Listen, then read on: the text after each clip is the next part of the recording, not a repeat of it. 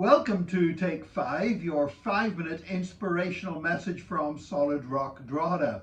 I've recently been rereading a book published 21 years ago by the evangelical scholar Lewis Drummond about Billy Graham. It's called The Evangelist.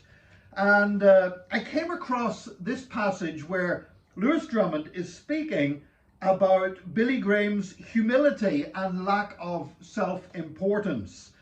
Because it would be easy for people to get boastful or puffed up whenever others say great things about them. Billy Graham, year after year, used to feature very prominently on the list of the most admired people in the United States.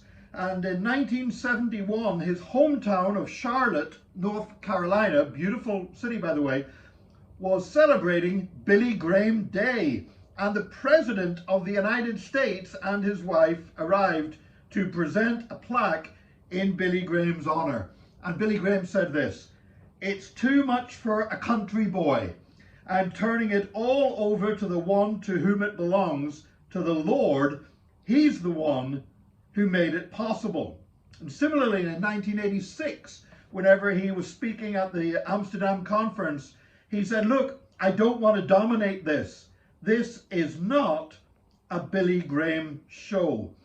And actually a photographer who's traveled the world with Billy Graham documenting his ministry said the biggest asset Billy has is his honest humility. You know, we live in a world where today it's easy to find people that will put us down, and it's easy to find people who will validate us. If you are going to be influenced by the number of likes or dislikes on a YouTube channel, or by how many people like your posts on social media or ignore them, then you're going to live life as a roller coaster, constantly depending upon the affirmation of others.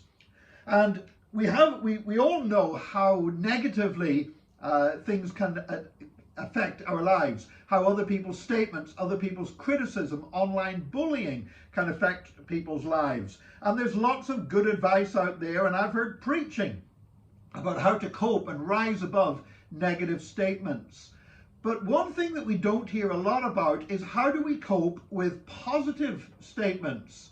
How do we cope with statements that veer into flattery? How do we cope with praise? Because actually the ability to receive praise and to know how not to be ruined by it is perhaps as important as knowing how not to be derailed by criticism. You know, sometimes when people are saying lots of nice things about you, the danger is you can start to believe that so much of that you get an inflated vision of yourself. And I've discovered that God often has a wonderful way of bringing us back down to earth.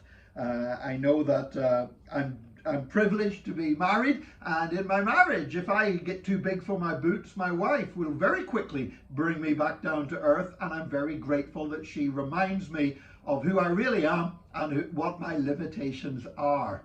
And yet dealing with flattery is something that we often struggle with. And I look at somebody like Billy Graham, somebody who achieved far more in 1 week of his life than I might ever achieve in a lifetime. But when I look at somebody like Billy Graham and see how he was continually pointing the glory away from himself and pointing it back to God.